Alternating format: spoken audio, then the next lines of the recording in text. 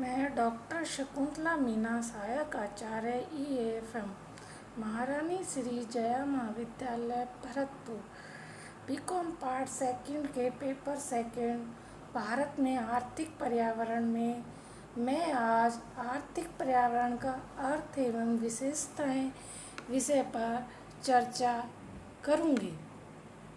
अर्थ आर्थिक वातावरण में धनोपार्जन एवं उसके उपभोग संबंधी गतिविधियों को शामिल किया जाता है।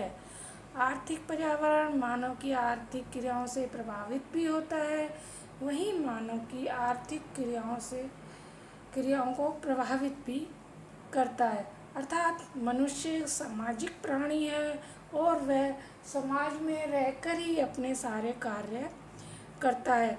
अर्थात वह समाज को प्रभावित भी करता है और समाज से प्रभावित भी होता है, क्योंकि जो धनोपार्जन करता है उसका वह समाज में ही करता है। परिभाषा आर्थिक पर्यावरण की परिभाषा आर्थ स्टैंडवेंट के अनुसार आर्थिक पर्यावरण से तात्पर्य सामान्यतः उन बाहरी शक्तियों से है जिनका किसी व्यवसाय पर प्रत्यक्ष आर्थिक प्रभाव पड़ता है। अर्थात मानव की जीवन में अनेक आर्थिक तत्व होते हैं जिनका कि मानव के जीवन पे प्रत्यक्ष एवं परोक्ष रूप से प्रभाव पड़ता है। जैसे प्राकृतिक साधनों की उपलब्धता किस प्रकार की है, मानवीय संसाधन देश में किस हिसाब से हैं, सामाजिक आर्थिक राजनीतिक परिस्थितियाँ कैसी हैं, तकनीकी विकास की अवस्था कैसी है, सरकार जो अपनी नीतियाँ बना रही है उनका संचालन सही तरीके से हो रहा है या नहीं हो रहा है, बाजार की व्यवस्थाएं कैसी है, नीतियाँ कैसी हैं, अंतर्राष्ट्रीय संबंध कैसे हैं, इन सभी का देश के व्यवसाय पर प्रत्यक्ष व परोक्ष रूप से प्रभाव पड़ता है और ये हमारे देश के आर्थिक पर्यावरण को प्रत्यक्ष रूप से प्रभावित करते हैं। विशेष आर्थिक पर्यावरण की विशेषताएं। फर्स्ट है इसमें आर्थिक क्रियाओं से संबंधित। मानव एक सामाजिक प्राणी है और वह अपनी आर्थिक क्रियाएं समाज में रहकर ही करता है। इसमें व्यक्ति आय का अर्जन करने एवं उसे कुशलतापूर्वक व्यय करने संबंधित क्रियाओं को सम्मिलित किया जाता है। अर्थात व्यक्ति कमा तो कर रहा है लेकिन उसका व्यय किस प्रकार से कर रहा है इस पर डिपेंड करता है। अगर वह उपयोगी कार्य और प्रोडक्टिविटी चीज़ों में वो खर्च कर रहा है, शौक मौज में खर्च नहीं कर रहा है, तो वो देश के विकास में भागीदारी निभा सकता है। अतः इसमें कृषि, उद्योग, व्यापार, वाणिज्य, परिवहन, संचार, बीमा, बैंकिंग, वैधानिक क्रियाएं सभी को सम्मिलित किया जाता है। अर्थात इसमें हम उपभोग, उत्पादन, विनिमय, वितरण, राजस्व सभी को सम्मिलित कर सकते हैं। नेक्स्ट है गैर आर्थिक पर्यावरण का प्रभाव।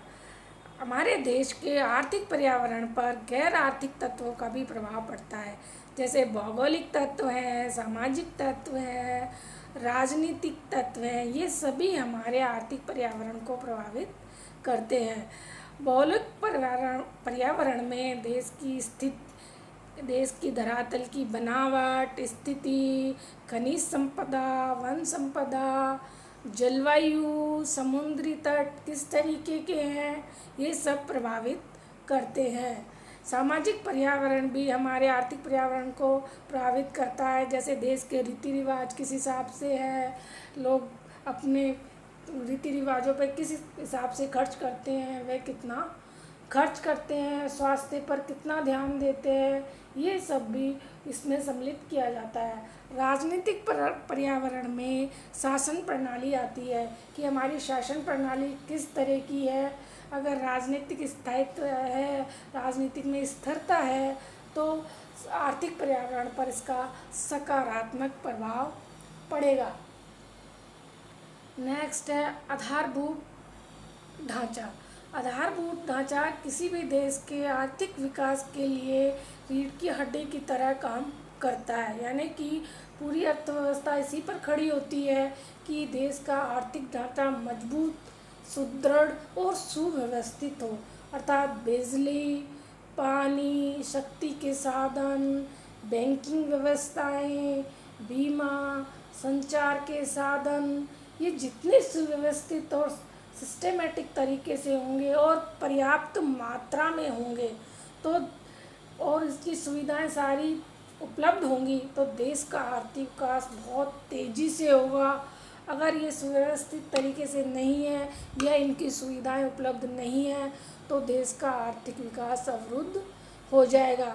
यानी कि इन सभी तत्वों, बिजली, पानी, शक्ति के साधन, इनका देश के आर्थिक विकास पर प्रत्यक्ष रूप से प्रभाव पड़ता है। नेक्स्ट है जनता का दृष्टिकोण। ये भी हमारे आर्थिक विकास में महत्वपूर्ण योगदान देता है कि हमारी जो पब्लिक है उसका दृष्टिकोण किस तरीके का है।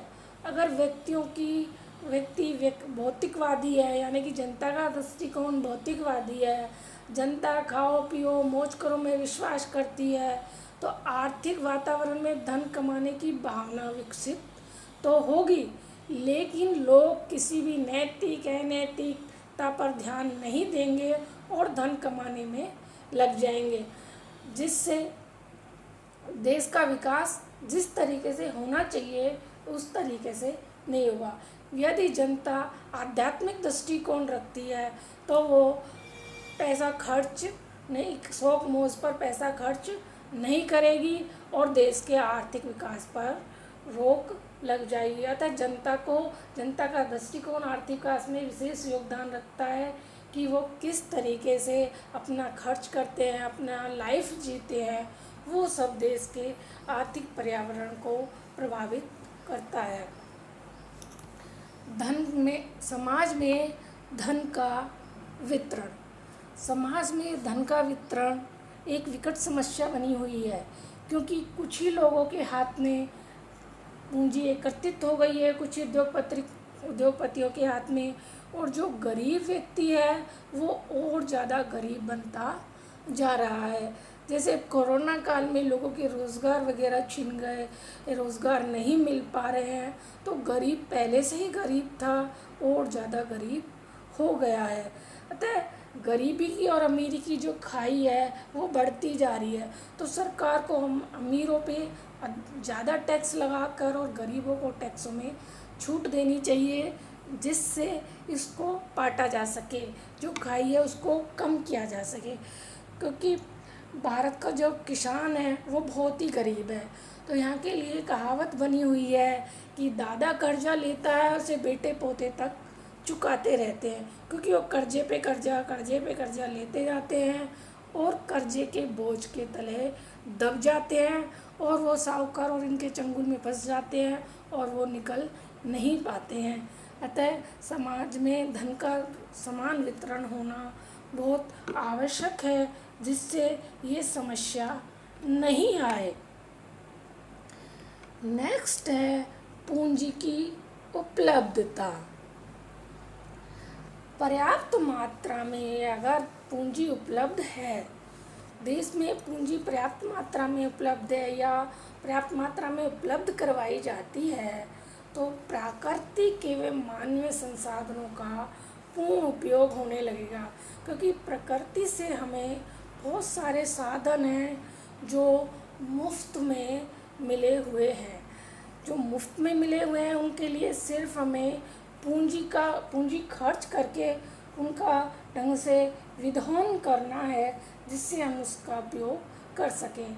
जैसे जलवायु है, शक्ति के साधन हैं, खनिज संपदा है, मिट्टी है, ये सब चीज़ प्रकृति द्वारा हमें मुफ्त में मिली है। तो हम इनको अच्छी तरह पूर्ण उपयोग कर देश में रोज़गार विनियोग के अवसरों में वृद्धि कर सकते हैं।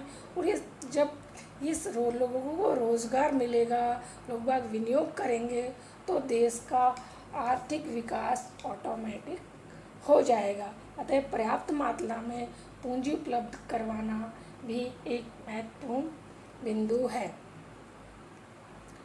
नेक्स्ट है आर्थिक विचारधारा।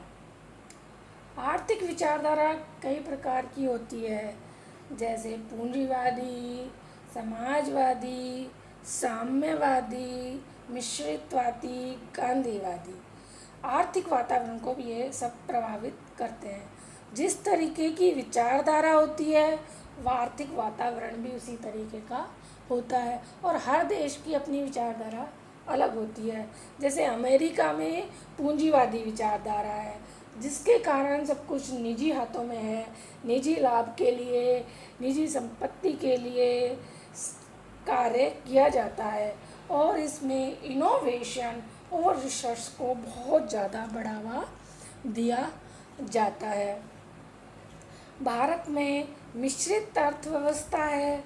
इसके अंदर सरकारी और प्राइवेट दोनों मिलके काम करते हैं, लेकिन दिशा निर्देश सरकारों द्वारा दिए जाते हैं। उन्हीं के दिशा निर्देशों के अनुसार काम होता है, यानी कि कुछ क्षेत्र पूर्णतः सरकार के अंडर में है, उसमें सारी नीतियाँ और मार्गदर्शन सरकार द्वारा ही दिया जाता है। सरकार द्वारा मार्गदर्शन, निर्देशन, नीतियाँ देश के हित में, समाज के हित में होती हैं, और उसी हिसाब से देश का आर्थिक विकास बहुत तीव्र गति से होता है। नेक्स्ट है नियोजित अर्थव्यवस्था, यानी कि नियोजित अर्थव्यवस्था में समस्त साधनों पर राज्य का अधिकार होता है, वह केंद्र द्वारा उसका नियोजन किया जाता है, यानी कि केंद्र सरकार द्वारा प्राथमिकता के आधार पर उन साधनों का उपयोग किया जाता है, और साधनों का उपयोग समाज के हित के लिए या समाज के हित को ध्यान में रखकर किया जाता है। सभी प्रकार के निर्णय केंद्रीय नियोजन सत्ता द्वारा लिए जाते हैं। हमारे यहाँ मिश्रित अवस्था होने के कारण सार्वजनिक व निजी क्षेत्र दोनों साथ साथ आर्थिक क्रियाएं करते हैं, सरकार के दिशा निर्देशन में कार्य करते हैं। और भारत में नियोजित अर्थव्यवस्था के अंदर पंचवर्षीय योजनाओं के हिसाब से विकास किया जाता है। पंचवर्षीय योजना का संचालन 1951 से किया जा रहा है। भारत में 5 वर्ष की पंचवर्षीय योजना बनाई जाती है, फिर उसको वन ईयर के हिसाब से डिवाइड किया जाता है, और वन ईयर के हिसाब से ही बजट बनाया जाता है, या बजट में घोषणाएं की जाती हैं, प्रावधान किए जाते हैं कि किस क्षेत्र के लिए कितना व्यय करना है। ये सरकार बजट में डिसाइड करती है। शिक्षा पे कितना करना है, स्वास्थ्य पर कितना करना है, जो योजनाएं हैं उन पर कितना खर्च करना है, सारी चीज़ें पहले से ही निर्धारित हो जाती हैं। उसी हिसाब से पूरा सिस्टेमेटिक खर्चा होता है। अगर किसी कारणवश कोई योजना ज़्यादा चलानी पड़ी है या नई योजना लानी पड़ती है, तो ये सरकार के पास अधिकार भी है कि वो बजट में संशोधन भी कर सकते हैं। नैतिक तत्व जनता का नैतिक स्तर किस प्रकार का है, यानी कि जनता का नैतिक स्तर गिरा हुआ है, वो कैसे भी कर धन कमाना चाहती है, चाहे चोरी हो, डकैती हो, गैर कानूनी काम हो, तो इस तरीके से वो पैसा तो कमा लेते हैं, लेकिन वो आर्थिक क्रिया को विस्तार नहीं दे पाते, क्योंकि काला बाजारी, काला धन वो एक तरह से छुपा हुआ धन होता है, जिसे वो लोग शौक मौज वगैरह में खर्च करते हैं। यानी कि जनता का स्तर, नैतिक स्तर उच्च है, तो वो सिस्टमेटिक तरीके से अच्छी तरह से अपने कार्य करेंगी और उसके हिसाब से खर्च करेंगी, तो उससे देश का आर्थिक विकास को गति मिलेगी। और अगर अलग तरीके से, अनैतिक तरीके से कमाती है, तो भ्रष्टाचार, काला बाजारी, चोरी, इनमें वृद्धि होगी। यानी कि आर्थिक पर्यावरण के अंतर्गत ये सभी चीज़ें होना जरूरी है कि भाई सिस्टमेटिक हो, राजनीतिक स्थायित्व भी हो, सामाजिक स्थायित्व भी हो, सामाजिक रीति रिवाजों का भी ध्यान दिया जाए, जो हमारा आधारभूत ढांचा है वो भी सुदृढ़ हो। कई बार क्या होता है कि परिवहन के साधन पर्याप्त ना होने के कारण भी, सड़क या इस तरीके के प्रॉपर व्यवस्था नहीं होने के कारण भी, जो हमारा सामान होता है एक जगह से दूसरी जगह जाता है, उसकी ट्रांसपोर्ट की कीमत कई बार बहुत ज़्यादा हो जाती है, और बहुत ज़्यादा होने से सामान की लागत बढ़ जाती है और उसकी मार पूरी जनता पर पड़ती है, क्योंकि उन्हें वो सब चीज़ें महंगी रेटों पर मिलती है और उन्हें पहले से ज़्यादा पेमेंट करना पड़ता है। आधारभूत ढांचा यानी कि बिजली पानी की ये नहीं है कि बिजली की व्यवस्था प्रॉपर नहीं है, बिजली बंद हो जाती है, इंडस्ट्रीज़ पूरा अपना काम नहीं कर पाती है। तो इस तरीके से भी हमारा ढांचा अगर मजबूत नहीं है तो हम सिस्टमेटिक आर्थिक विकास नहीं कर सकते।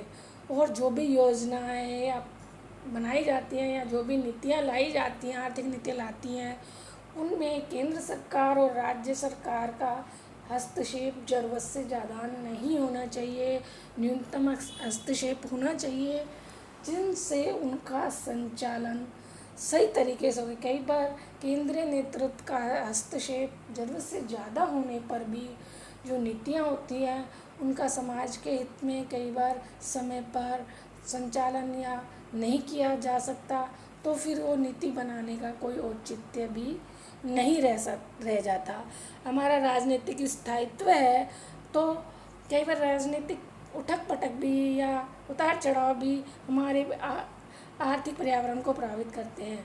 अगर आर्थिक उच्चावचन ज़्यादा और राजनीतिक उच्चावचन ज़्यादा हो रहे हैं या स्थिति ठीक नहीं है तो हमारे जो विदेशी लोगों से जो हमारा आयात निर्यात है वो कम हो जाता है और राजनीतिक स्थिरता का अस्थिरता का हमारे शेयर मार्केट पर भी बहुत ज़्यादा प्रभाव पड़ता है, जिससे अगर राजनीतिक स्थिरता रहती तो शेयर मार्केट सही तरह से काम कर रहा होता है और नहीं तो फिर एकदम डाउन हो जाता है।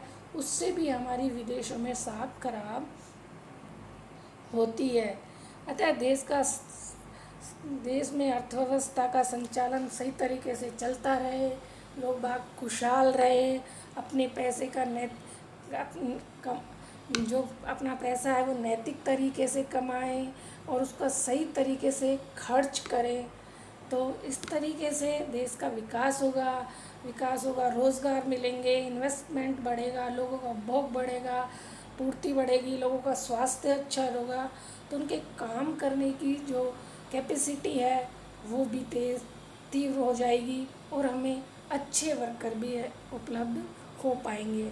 अतः आर्थिक पर्यावरण एक किसी भी देश की अर्थव्यवस्था के लिए सुदृढ़, सुव्यवस्थित और मजबूत होना बहुत आवश्यक है, तभी कोई भी देश अच्छी तरीके से विकास कर पाएगा।